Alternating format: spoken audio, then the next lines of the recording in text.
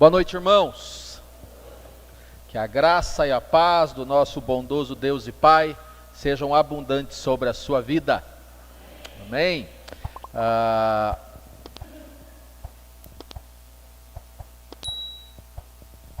Isso, está no ponto já, né, Stephanie? Tá. Nós vamos dar continuidade. Eu iniciei, mas não concluí, porque semana passada Deus nos conduziu de uma outra maneira. Quem foi abençoado semana passada? Amém, né? Como é bom, né? Quando Deus faz essas coisas, né? Mas hoje eu vou retomar, voltar aqui, né, para a ministração, conforme estava pré-estabelecido, falar sobre sacrifício vivo. O texto é o texto de Romanos capítulo 12. Quero só lembrar antes aí os aniversariantes do mês de maio. Hoje é o nosso culto de celebração de ceia. E sempre quando nós celebramos a ceia, nós também oramos pelos aniversariantes do mês. Então você que celebra mais um ano de vida aí, você que é um maiado, quem que é os maiados aí, os do mês de maio? Então você fica para a gente orar com você, né? Os mais bonitos nasceram em julho, mas a gente ora pelos de maio, tá bom? E vamos também ter no final aqui a recepção dos novos membros, né? Alguns irmãos que entenderam, decidiram fazer dessa igreja local, dessa comunidade, a sua comunidade de fé, e nós vamos recepcionar hoje à noite mais alguns irmãos que já vinham frequentando e optaram, né, decidiram, escolheram fazer dessa igreja local aqui a sua comunidade de fé, e vão ser recebidos hoje como membros. Se você vem frequentando, né, e já entendeu, já discerniu no Senhor, e deseja ser oficialmente um membro dessa comunidade, você pode procurar o pastor Marcos e a pastora Marli. Fiquem em pé, pastor Marcos, pastora Marli, por favor, por gentileza. Pastor Marcos e pastora Marli, pode procurá-los e eles vão te passar as orientações dos procedimentos aí para você poder ser recebido como membro na ceia do mês que vem. Amém? Antes de entrar na palavra, eu quero também fazer algo que o Senhor está me induzindo a fazer. Pode deixar no ponto aí, Stephanie, sem nenhum problema, porque a gente vai pregar, hoje a gente vai pregar. Mas eu quero que você abra a sua Bíblia, não põe, deixa aí, eu quero que os irmãos abram a Bíblia, em Êxodo capítulo 23. Isso aqui não é parte da pregação, é um extra, é um bônus do Senhor para nós nessa noite. Êxodo 23.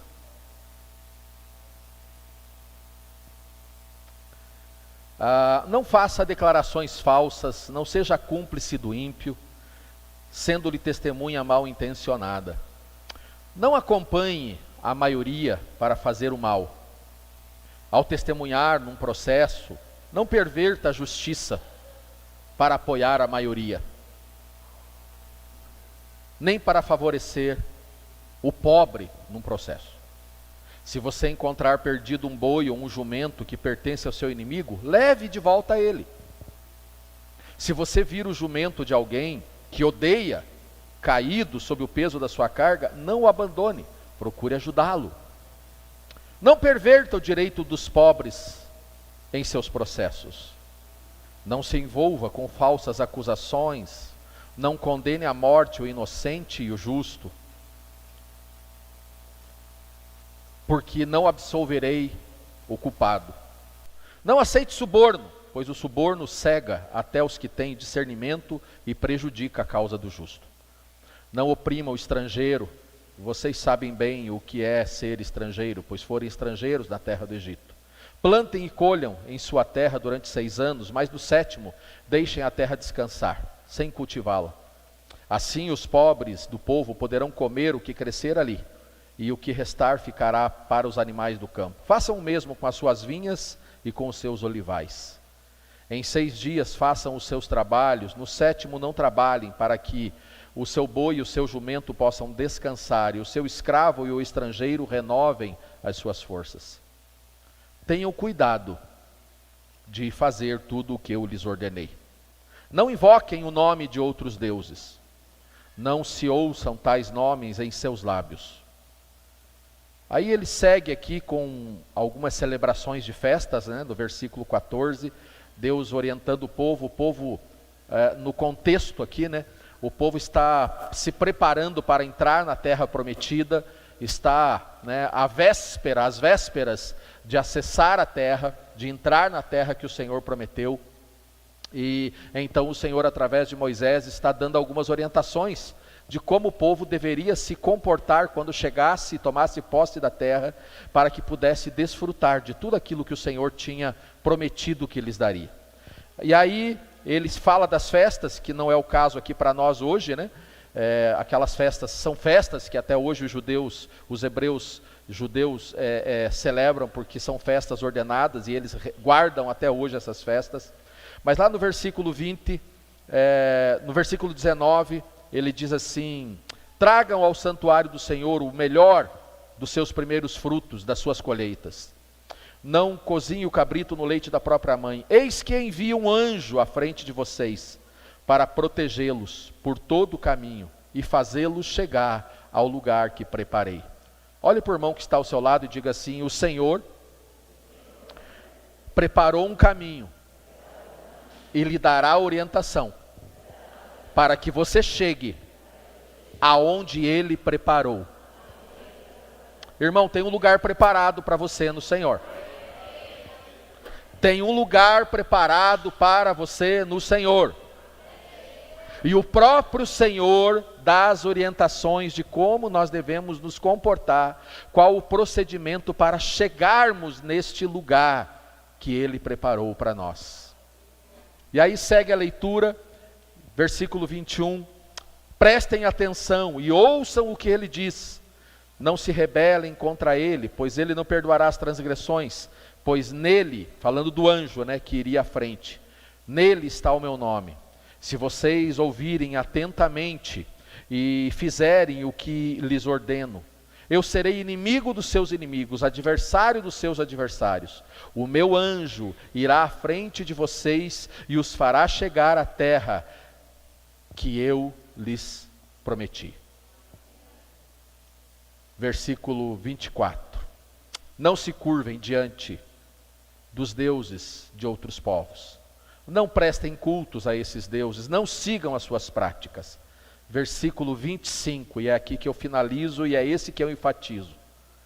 Prestem culto ao Senhor, o Deus de vocês, e Ele os abençoará, dando-lhes alimento e água, e tirando a toda a doença do meio de vocês. Sabe, querido, mais do que no contexto aqui nos versículos anteriores, ele diz para não prestar cultos a outros deuses. E nós, cristãos, evangélicos, protestantes, eu não gosto muito desses termos, Eu prefiro nós, discípulos de Cristo. Eu prefiro o termo nós, filhos de Deus, Esses termos são os que eu prefiro, Filhos de Deus, discípulos de Jesus. Evangélico foi alguém que inventou e disse que nós somos evangélicos, nos classificam assim. Crentes é a maneira, às vezes até pejorativa, como nos chamam. Então, por isso que eu prefiro filhos de Deus, discípulos de Cristo. Nós temos, a maioria de nós, já não tem mais a dificuldade de adorar a outros deuses. Mas sabe qual é o nosso desafio? Adorar o Deus certo. Nós já nos livramos dos outros deuses, mas sabe onde é que a gente pisa na bola? Em oferecer a Ele o culto que lhe é devido.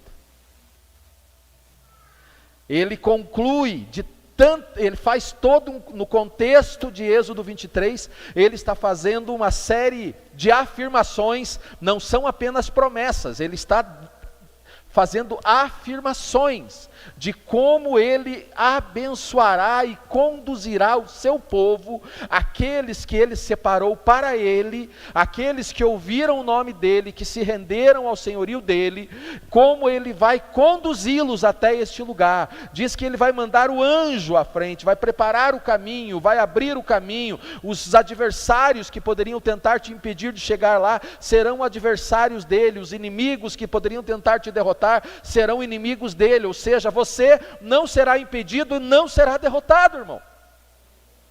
Porque ele está preparando, ele vai à frente.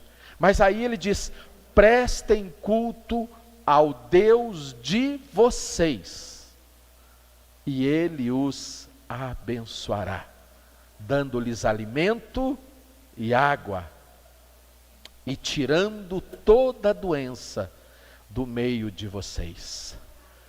Querido, você está no melhor lugar que você poderia estar hoje. E você está fazendo a melhor coisa que você poderia estar fazendo nesse horário, prestando culto ao seu Deus. E porque você está aqui baseado no que diz a palavra dele, eu declaro sobre a sua vida, ele vai dar tudo o que você precisa para a sua jornada. Ele vai cuidar de você, vai te conduzir, ele vai adiante, ele dará ordens aos anjos dele a seu respeito, para preparar e manter você no caminho, e você chegará aonde o Senhor estabeleceu que você chegaria.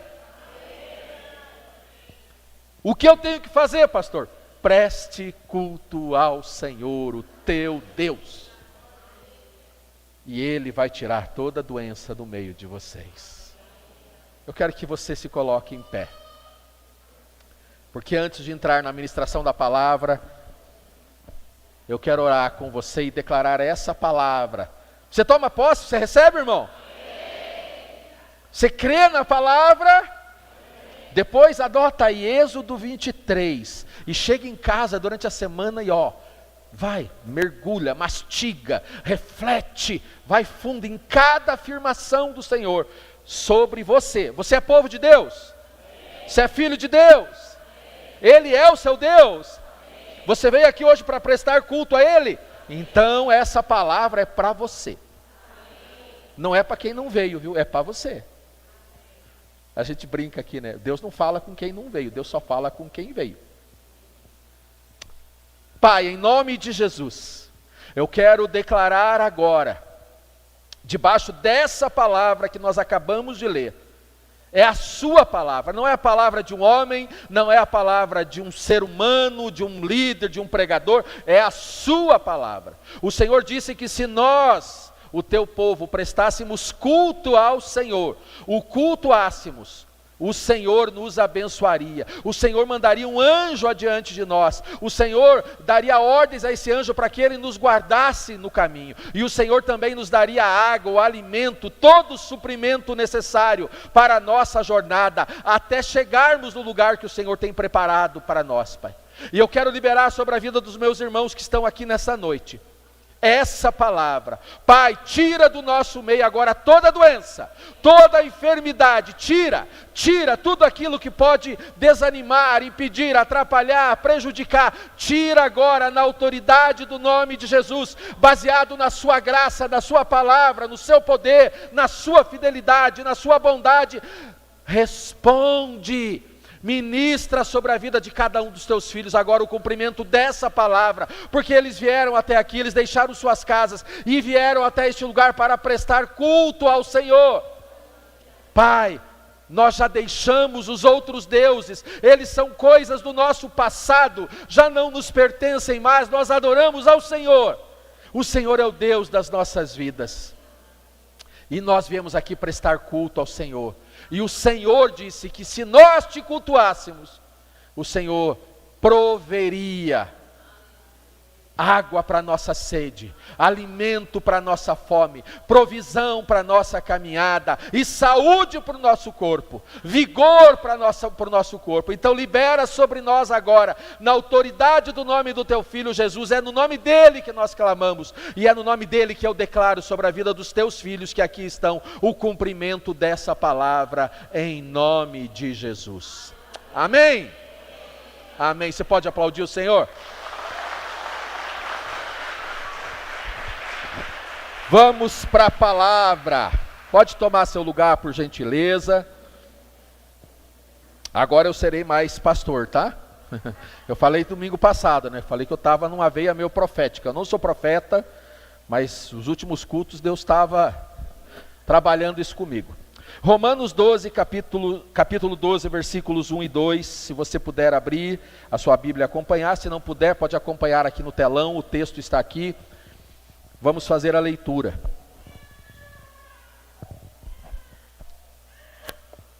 Romanos 12. Portanto, irmãos, rogo-lhes pelas misericórdias de Deus, que se ofereçam em sacrifício vivo, santo e agradável a Deus. Este é o culto racional de vocês. Não se amoldem ao padrão deste mundo, mas transformem-se pela renovação da sua mente, para que sejam capazes de experimentar e comprovar a boa, a agradável e perfeita vontade de Deus. Então, o que Paulo está nos dizendo, né? Paulo está escrevendo à igreja, e o que o apóstolo está nos ensinando é que a vontade de Deus, ela não é vivida por acaso. Não está dando certo o enter aí, peraí. Volta. Tá. A vontade de Deus, ela não é vivida por acaso. A vontade de Deus é vivida intencionalmente. Nós precisamos ter a intenção. Se nós entendemos que Deus tem algo para nós, nós precisamos desejar esse algo. Nós precisamos querer esse algo. Nós precisamos almejar. Precisamos ser intencionais na busca dessa vontade. Ele já prometeu, ele disse que faria. O texto que nós lemos de Êxodo ali, né, não faz parte oficialmente da pregação, mas também fala sobre isso. Vai falando de como o povo deveria se comportar, qual o procedimento. Perceba, querido, aqui eles já eram o povo escolhido, eles já eram o povo de Deus. Eles já tinham optado, eles já tinham, digamos assim, vamos contextualizar, já tinham se convertido ao Senhor. Mas, para que eles acessassem mais de Deus, eles já estavam salvos, eles já estavam livres do Egito, já estavam libertos, e agora eles estão a caminho da promessa de Deus. É o caso da maioria de nós aqui. Você que um dia já entregou a sua vida a Jesus, reconheceu que Jesus é o Cordeiro de Deus, que tira o pecado do mundo. Você que já entendeu que Deus deu o seu Filho por amor a você, para que você não pereça, mas tenha a vida eterna. Você que já confessou com a sua boca que Jesus é o Cristo, o Filho de Deus, já pela fé, já o recebeu como Salvador e fez dele Senhor da sua vida, você está a caminho de conquistar o que Deus tem reservado para você. Mas há uma maneira de irmos acessando essa vontade, como diz o texto, boa, perfeita e agradável. Então, a gente não vive a vontade de Deus por acaso. Eu estava indo, tropecei na vontade de Deus e fui abençoado. Não, a vontade de Deus, ela precisa ser buscada, ela precisa ser vivida por intencionalidade. Perceba que no texto, o texto fala de... Está devagar, mas vai dar certo. Enter. Não é para voltar, é para ir. Era para funcionar, irmão. Aí, uma oferta dada à nossa vida. Então o texto ele está ensinando que para acessarmos ou para desfrutarmos daquilo que Deus tem, nós precisamos ofertar algo. Nós celebramos hoje aqui na ceia o que Jesus Cristo fez por nós. O que Jesus Cristo fez por nós, queridos? Ele se ofertou, né? Ele se ofereceu, ele foi a oferta de Deus, a vida de Cristo foi ofertada no nosso lugar, nós recebemos uma oferta de Deus. O que Romanos está dizendo, quando Paulo diz assim: portanto, irmãos, rogo-lhes pelas misericórdias de Deus, que se ofereçam, se ofertem, oferte a sua vida como um sacrifício vivo. Hoje eu vou enfatizar o sacrifício vivo, tá? A gente vai dar ênfase nisso. Então, da mesma maneira, Cristo se ofereceu, agora o chamado é para que nós nos ofereçamos. Da mesma maneira como Cristo foi ofertado, agora a minha vida precisa ser ofertada. Nós precisamos oferecer a nossa vida. a Cristo, a Deus. E há um entendimento limitado no arraial, no nosso arraial. Porque nós aprendemos que, Jesus morreu no meu lugar, então eu não preciso fazer mais nada. Não, você não precisava fazer nada para ser salvo. Não, realmente não precisa. A salvação não é por obras. Não é o que nós fazemos que nos dá acesso à salvação. Mas, depois da salvação, o que nós fazemos compromete as promessas de Deus, ou nos dá acesso às promessas de Deus. Então, uma oferta dada. Qual é a oferta que Paulo ensina que Deus está pedindo? A nossa vida. Há uma inconformidade. Paulo diz que nós precisamos não estar conformados com o quê? Com esse mundo.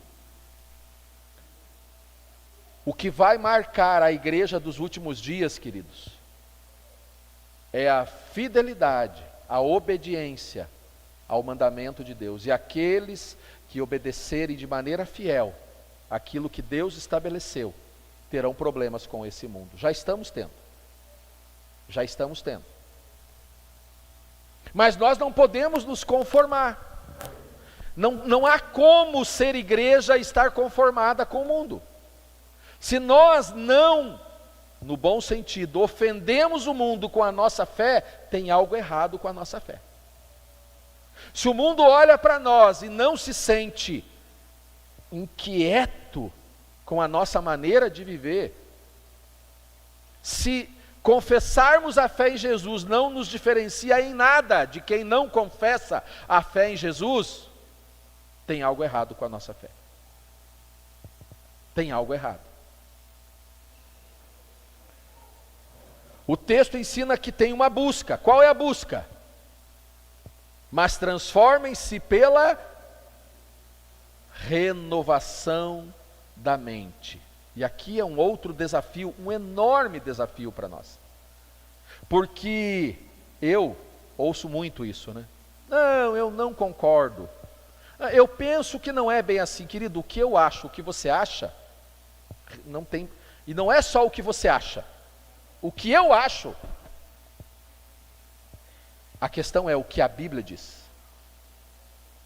O que a palavra. Você lembra como foi que Jesus resistiu ao diabo quando foi tentado no deserto? Jesus não disse para ele, quando foi tentado, Satanás chega para ele no deserto e diz assim: se você é o filho de Deus, Jesus diz assim, veja bem, eu acho que, eu nasci de uma maneira, assim, assado, então eu acho que eu sou. Ele não ficou discutindo. Ele disse, está escrito. A questão, querido, é o que está escrito. O que está escrito? Não é o que a cartilha dessa igreja diz para você, é o que está escrito. Não é o que a religião diz a você, é o que está escrito. E a renovação da nossa mente, por que é que nós precisamos ter a nossa mente renovada? E isso precisa ser uma busca. Porque nós viemos, e nós, seres humanos, todos nós somos assim. Nós vamos tentar amoldar a vontade de Deus à nossa vontade. Nós vamos tentar encaixar Deus dentro do nosso padrão de pensamento. Eu penso que é assim, só que quando nós fazemos isso, nós criamos um Deus segundo a nossa imagem, a nossa semelhança. E há muitas pessoas que estão criando para si seus próprios deuses. E se agir assim, pode até agir, mas não vai acessar a vontade boa, perfeita e agradável de Deus. E qual é o resultado dessa busca? Qual é o resultado quando nós ofertamos a nossa vida? Quando nós não nos conformamos com este mundo e quando nós buscamos a renovação da nossa mente, qual é o resultado? Transformação.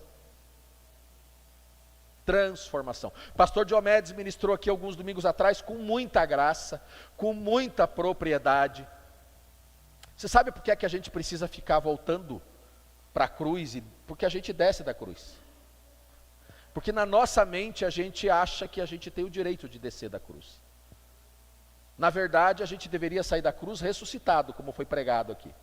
A tal da desculpa de que a carne é fraca é uma forma de pensar, que justifica as minhas ações. Então eu justifico as minhas ações. Veja bem, pense bem, é que você não conhece todo o contexto, você não conhece toda a história. Não, a história é: morri com Cristo, ressuscitei em Cristo, sou nova criatura, ponto. Essa é a história. Essa deve ser a história. A transformação pela renovação da nossa mente nos levará ao objetivo de experimentar o melhor de Deus. Quem deseja o melhor de Deus? A transformação pela renovação da mente é o que nos levará a esse objetivo. É o que nos proporcionará experimentar o melhor de Deus enquanto aguardamos o seu retorno. Porque depois que ele retornar, aí o melhor está garantido, mas até lá, ela é batalha, irmão, é luta, é sacrifício. Deus quer manifestar esse melhor dele. Deus quer, querido, Deus não veio ao mundo para condenar ninguém. Deus não criou o homem para ser condenado. A condenação foi uma atitude humana. Foi um erro do homem, que Deus não planejou isso, não. Deus sabe que o homem pode pecar, mas Deus não criou o homem para perdição.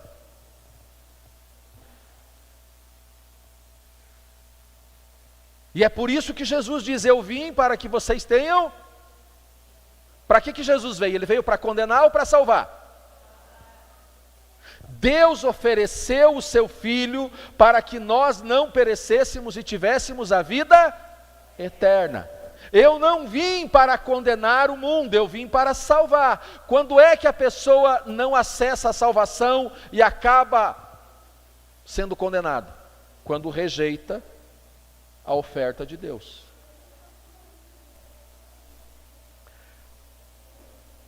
Paulo está nos convocando. Esse texto de Paulo, de Romanos 12, é uma convocação de Paulo para que nós experimentemos a plenitude de Deus. É um chamado de Paulo dizendo: irmãos, eu estou convocando, eu rogo, eu peço, eu chamo vocês para experimentarem a plenitude de Deus. Só que nós precisamos ter a intenção de querer viver a plenitude de Deus. Nós precisamos querer isso. Precisamos desejar isso. E colocar esse alvo, esse objetivo, numa escala de prioridade tão significativa que a gente sacrifica outras coisas em busca desse alvo. O sacrifício de Jesus, ele foi... Era para dar um... Aí. O sacrifício de Jesus foi vivo, santo e agradável. O sacrifício de Jesus foi vivo, santo e agradável. E Deus, através do apóstolo, está nos convocando a termos a mesma atitude. Assim como Cristo se ofereceu e o sacrifício de Jesus foi um sacrifício vivo, foi santo e foi agradável, eu chamo você, igreja, para a prática do mesmo sacrifício. Ofereçam ao Senhor um sacrifício vivo, santo e agradável. E esse chamado, de novo, o rogo-lhes de Paulo, não é uma...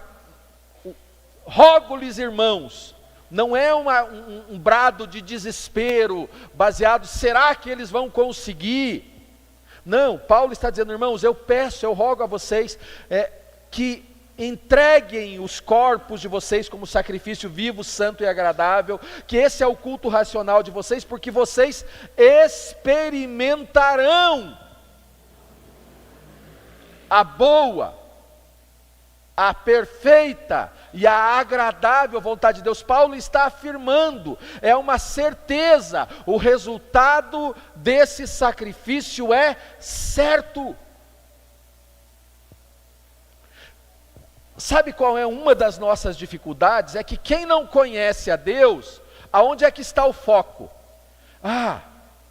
Mas então, para viver a vontade de Deus, então eu tenho que me sacrificar. Eu não quero me sacrificar, eu já sofro tanto. O foco está no sacrifício. Mas quem conhece a Deus e sabe que Ele é um Deus de caráter, que cumpre a sua promessa, ele não foca no sacrifício, ele está olhando no resultado. Ele diz a vontade boa, perfeita e agradável, é isso que eu quero. Então o sacrifício ele diminui. A questão é, aonde está o seu foco? Porque se o seu foco estiver no sacrifício, e não no resultado que ele gera, vai ser mais difícil. Deixa eu fazer uma comparação. Domingo que vem eu vou falar bastante a respeito de paternidade, maternidade, até porque vou inserir aqui a questão do sacrifício numa mensagem que eu preparei aqui para os pais e para as mães, principalmente para as mães, né? Mas vou falar para os pais também, né? Porque senão os maridos vão achar que eu só vou pregar para as irmãs, né? Mas deixa eu fazer uma pergunta aqui. Quem aqui é mãe?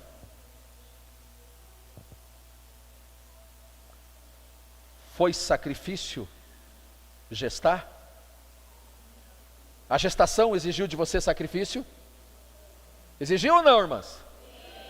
É porque tem umas irmãs aqui ainda que não são mães, então fale bem alto para elas entenderem. Foi sacrificioso, não foi? A gestação. E o parto, como é que foi?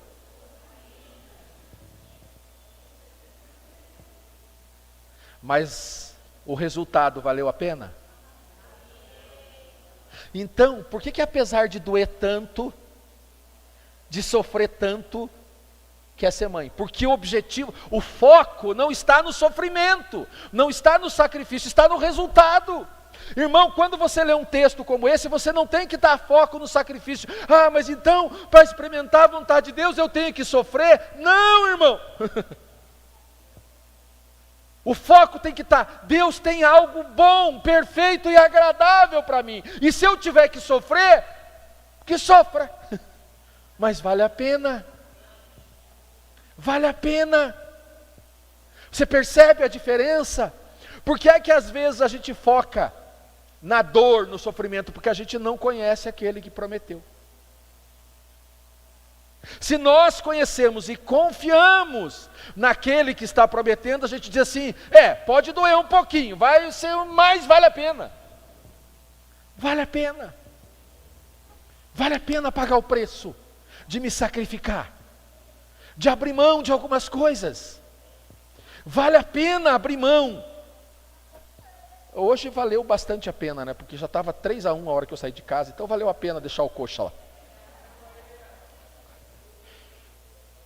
Se eu entender que vale a pena, eu venho para o culto, não é um sacrifício. O sacrifício, cara, eu vou lá, eu vou desfrutar, Deus vai falar comigo, ministrar minha vida, eu vou poder cantar, louvar, adorar, vale a pena. Tire o seu foco do sofrimento e coloque os seus olhos na promessa. Porque vale a pena. Então, pastor, não tem sofrimento? Fala bem baixinho. Tem sim. Mas vale a pena. Vale a pena, irmão. Quem não conhece, duvida do caráter do Pai, e então ele fica medindo, ele fica fazendo as contas, né? Será que vale a pena ser crente?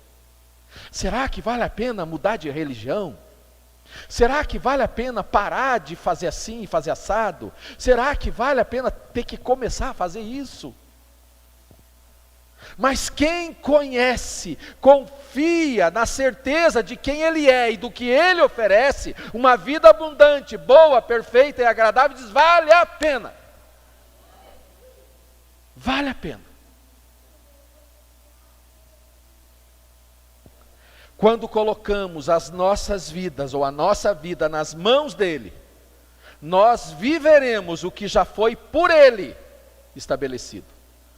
E o que Ele tem preparado para você, irmão, já está estabelecido. Já está reservado, já está guardado. E é acessível. Mas tem um caminho para chegar lá.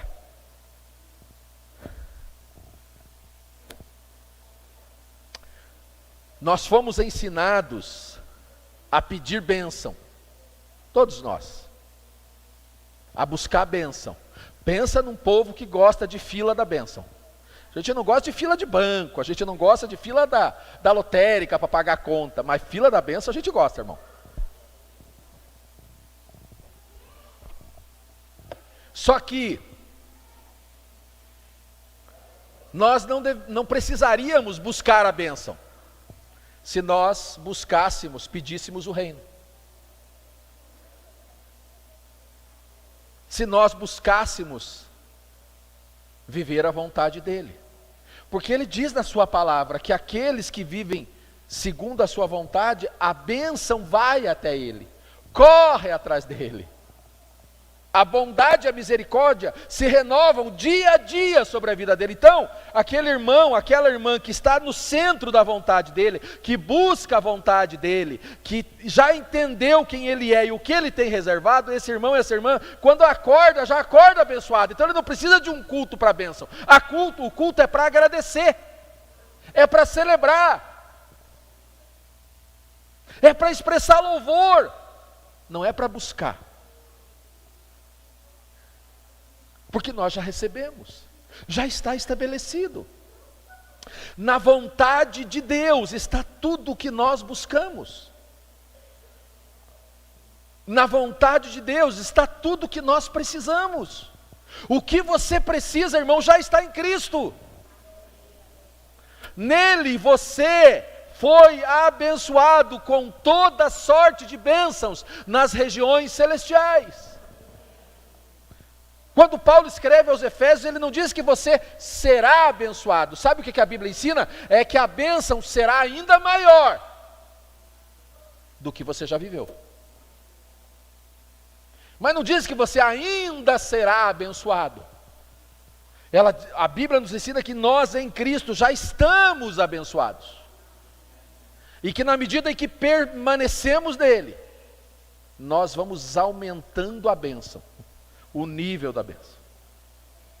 Então, na vontade dele está tudo que buscamos, na vontade dele está tudo que precisamos. A questão é que a gente quer controlar o processo ao invés de vivê-lo. Ao invés de viver a vontade de Deus, de buscar o reino de Deus, de se empenhar em viver essa vontade já estabelecida, a gente quer controlar o processo, então a gente fica tentando fazer ajuste. Então eu viro crente, mas aí... eu estou falando aqui de respostas que eu dou. Pastor, mas se eu virar crente, eu preciso parar de fazer isso? Eu gosto de uma ministração muito engraçada do pastor Cláudio Duarte, né, que ele conta a experiência que ele viveu, né, com um membro de uma igreja, ou da igreja dele. A pessoa perguntou assim: pastor, eu posso fazer isso? Ele disse: pode. Ele falou: mas me falaram que crente não pode. Ele falou: não, pode. Pode sim.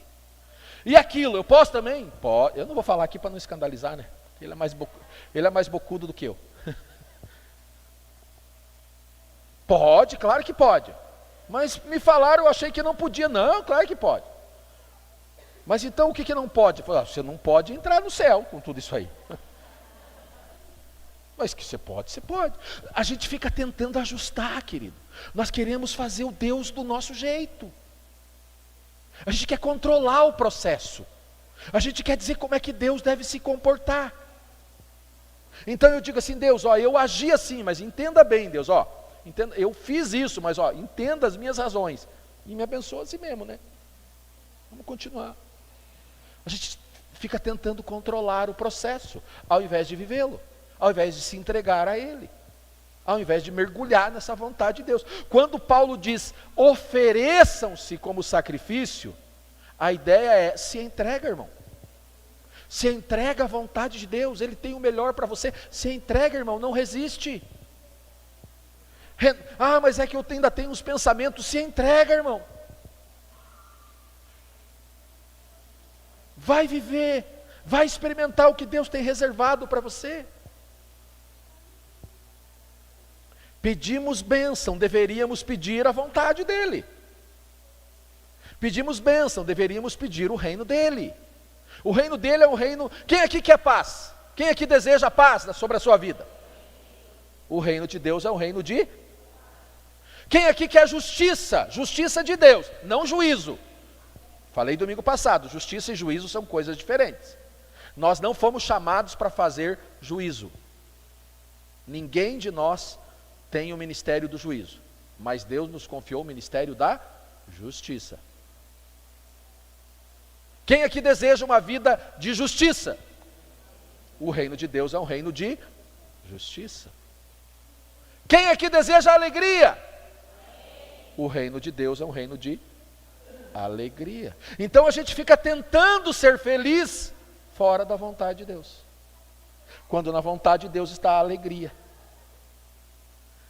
E aqui a alegria não é a felicidade que as pessoas procuram, queridos.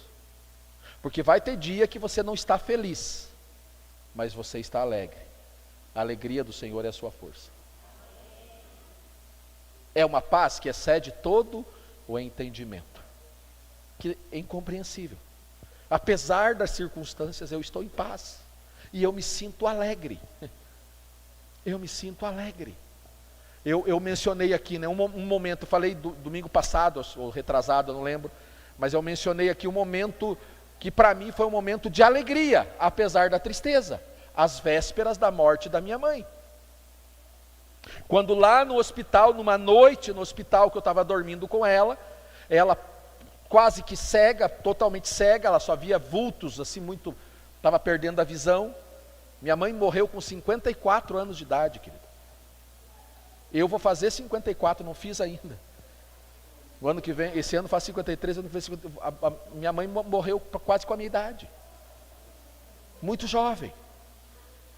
E a minha mãe estava lá prestes, né? Estava ali nos seus últimos dias de vida. Depois dessa noite que eu passei com ela no hospital, poucos dias depois ela veio a óbito, ela morreu. Mas naquela noite no hospital, eu saí de lá alegre. Por quê?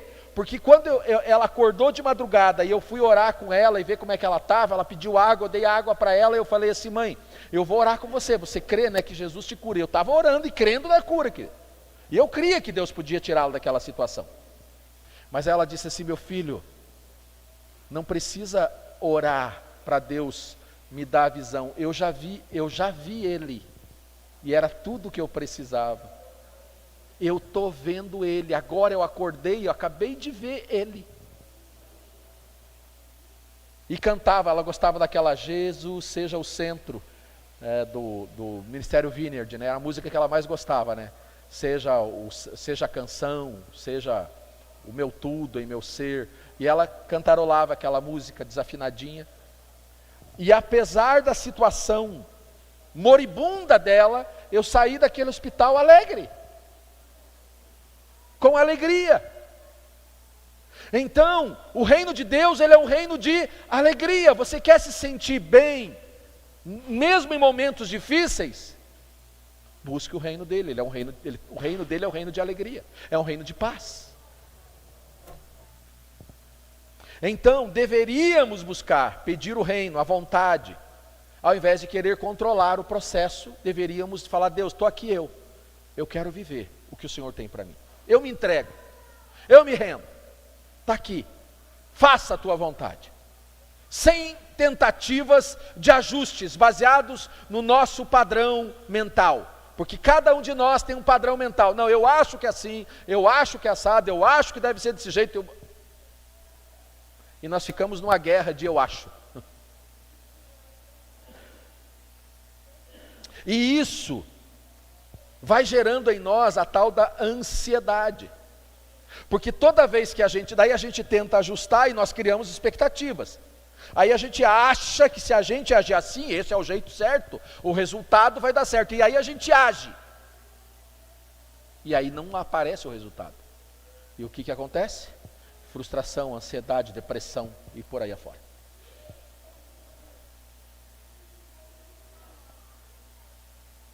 Às vezes, por exemplo, E eu vou falar mais disso nas próximas ministrações. Às vezes nós tentamos ajudar alguém, baseado no que nós pensamos, no que nós achamos, no que nós entendemos. Então eu vou ajudar alguém, e o resultado dessa minha ação vai ser esse. Eu gero uma expectativa, e aí eu fico ansioso. Porque eu vou fazer, e vai dar certo, porque afinal de contas é bom. Mas eu estou fazendo baseado naquilo que eu acho. Não é centralizado na vontade dele. E aí eu ajudo esse alguém. E aí o resultado... E o que acontece? Aquilo que foi feito com uma boa intenção gera uma grande frustração. E dali a pouco estou eu ali dizendo, não ajudo mais ninguém. Não ajudo mais ninguém. Porque não dá resultado. Você viu a vida do fulano, não dá resultado, não muda nunca.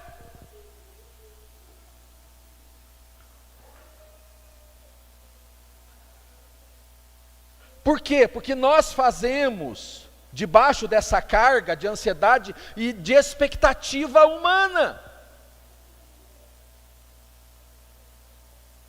sem entendermos qual é a vontade de Deus. Esses dias eu conversava com um discípulo, uma pessoa com quem eu converso bastante com ele, é um dos com quem eu mais converso, e a gente trocava ideia sobre isso.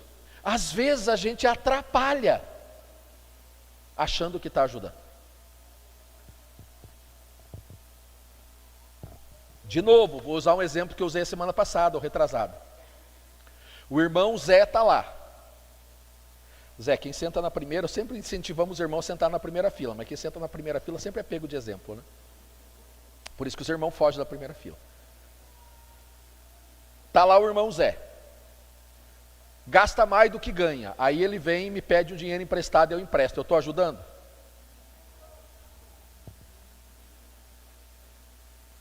Não.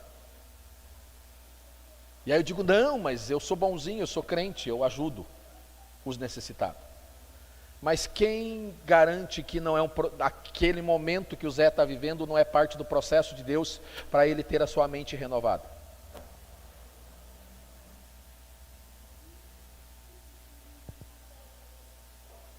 Nós fazemos, e aí a gente chama isso de sacrifício. Olha, quanto eu me sacrifico pelas pessoas. E cadê o resultado? Chamamos isso de sacrifício. O que de certa forma é. Se for para mim, diz que eu estou ocupado, estou pregando, tá, irmão? Às vezes nós tentamos ajudar alguém e nos frustramos pela reação da pessoa, porque fazemos com expectativa humana, e aí expectativa humana gera em nós ansiedade. Querido, entenda uma coisa, se há um nível muito alto de ansiedade na sua expectativa, é humana, não é de Deus. Porque quem espera em Deus, descansa, certo de que aquilo virá. E não perde a paz, mesmo que tarde para vir. Porque Ele não falha. Porque Ele cumpre. Então, se eu estou na vontade dEle, eu não vivo ansioso.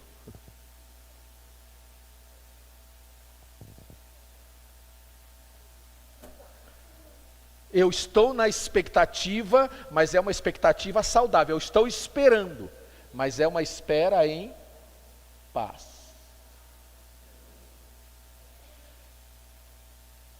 Eu faço o serviço para alguém e eu digo, Deus, agora é contigo.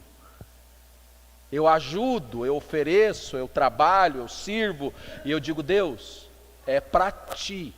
Então, o resultado é contigo. Se vier, veio. Se não vier, o Senhor sabe todas as coisas.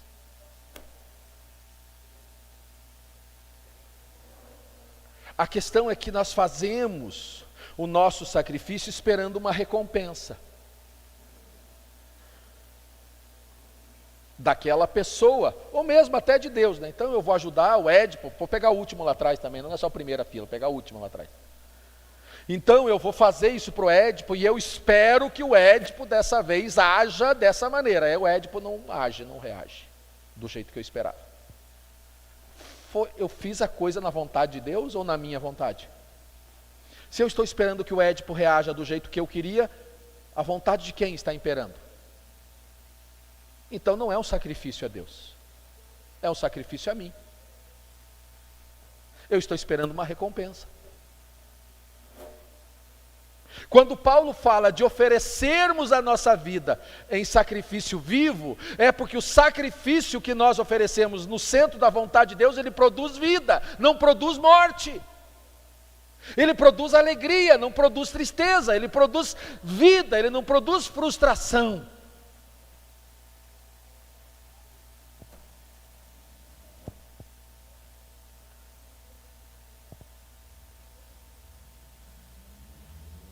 É isso que Paulo ensina quando escreve aos Coríntios, 1 Coríntios 15, 58. Portanto, meus amados irmãos, mantenham-se firmes, e que nada os abale. Sejam sempre dedicados à obra do Senhor. E aqui a obra do Senhor não é o serviço propriamente dito. A palavra aqui no grego é vontade do Senhor. Dedicados à vontade do Senhor, pois vocês sabem que no Senhor, o trabalho de vocês, aquilo que vocês fazem, não será inútil. Então, querido, o sacrifício vivo, ele deve ser feito com base no que ele fez e no que ele promete que fará, não no que nós podemos fazer ou queremos fazer com o resultado daquele sacrifício. Deixa eu usar aqui um exemplo. Casais. Quando você serve o seu cônjuge, marido, mulher, mulher, marido, quando você fizer algo para o seu esposo, para a sua esposa, faça como para o... Se você fizer esperando o resultado, talvez você se frustre. Se você fizer, eu vou fazer assim, porque daí depois ele pode fazer assado. Porque essa é a minha vontade. Cuidado. E esse princípio vale para todo tipo de serviço que nós dizemos fazer no Senhor. E aqui eu confesso para você, as maiores cargas de ansiedade que eu já sofri nesses 23 anos de ministério, é porque errei o sacrifício. Quando a gente erra o alvo do sacrifício, o resultado é frustração, é decepção. Quando é feito no Senhor, gera alegria, mesmo que o resultado não apareça ou demore para aparecer. Quando é feito no Espírito, gera vida. E o cansaço que vem pela obra, pelo sacrifício executado, é renovado no próprio Espírito. Por isso a gente não desanima. É isso que Paulo está dizendo, que nós não seremos abalados. Nós precisamos nos mover em fé, baseado no que Ele já fez. A sua oferta tem que ser, hoje eu vou ofertar uma oferta de sacrifício, a sua oferta ela tem que ser feita nele, não esperando uma recompensa, porque pode gerar frustração. Se a expectativa, a ansiedade, eu vou ofertar, porque daí tem uma promessa na Bíblia que diz que se eu der 1, eu colho 30. Pode ser que a colheita não venha, irmão. E aí? E você não está ofertando para ele, está ofertando para você. Você oferta 1 para colher 30, essa é a intenção. Para quem você está ofertando? Para você. Em quem você está semeando? Em você, não é nele.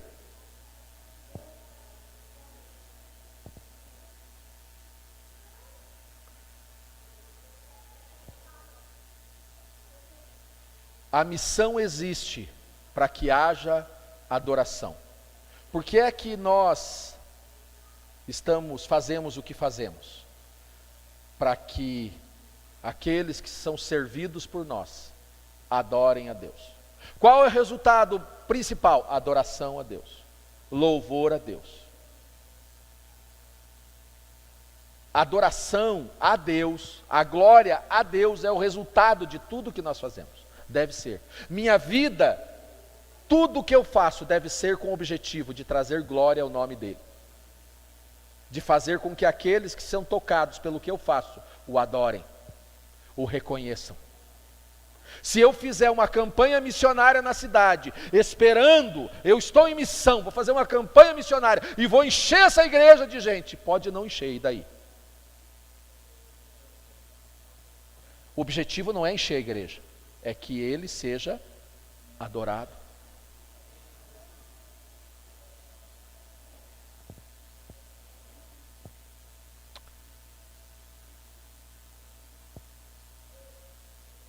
Sacrifício vivo, vivo porque é eterno, vivo, santo porque não tem raiz de expectativa humana que pode gerar amargura, agradável porque nele não há ressentimento, pelo contrário, é feito em gratidão e adoração. Eu quero orar por você nessa noite de ceia, que a sua semana seja uma semana de sacrifício vivo. Sacrifício que todas as suas ações, que todas as suas atitudes sejam para a glória dEle. E se for assim, que o seu sacrifício, se o seu sacrifício for vivo, sabe o que é que ele vai produzir sobre você? Vida. E vida em abundância. Sabe o que é que isso vai proporcionar a você? Experimentar e desfrutar da boa, da agradável e da perfeita vontade de Deus. Sacrifício vivo não gera sentimentos de morte. Alguns de nós achamos que Deus está ainda em busca de holocausto. Deus não se agrada mais de holocausto, irmão.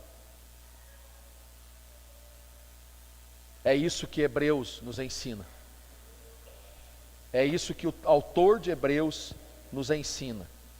Em Hebreus 10,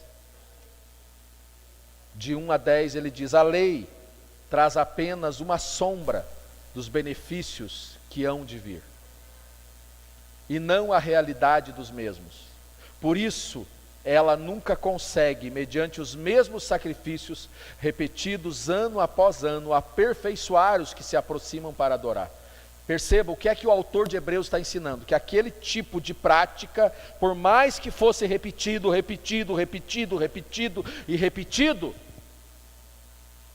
não gerava uma verdadeira adoração.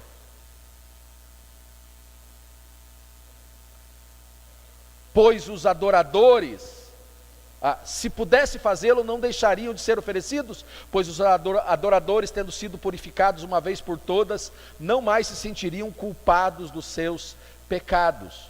Contudo, esses sacrifícios são uma recordação anual dos pecados, pois é impossível que o sangue de touros e bodes tire pecados. Querido, seu serviço, aquilo que você oferece a Deus, a sua vida, não pode ser porque você se sente culpado de uma vida de erros. Ela tem que ser feita, a entrega tem que ser feita porque você entendeu que Ele te ama e tem um propósito para a sua existência. O sacrifício que é feito, eu me sinto culpado, então eu vou me sacrificar para ver se eu pago o meu pecado. Isso é coisa da lei. Os adoradores, tendo sido purificados uma vez por todas, não mais se sentiriam culpados. Deixa eu fazer uma pergunta para você. Apesar de todo o seu esforço, de todo o seu empenho, você ainda se sente culpado? Em nome de Jesus, hoje a culpa vai ser removida de uma vez por todas. Porque você não precisa mais se sentir culpado. Já está feito, os seus pecados já foram perdoados. Ponto. Ponto.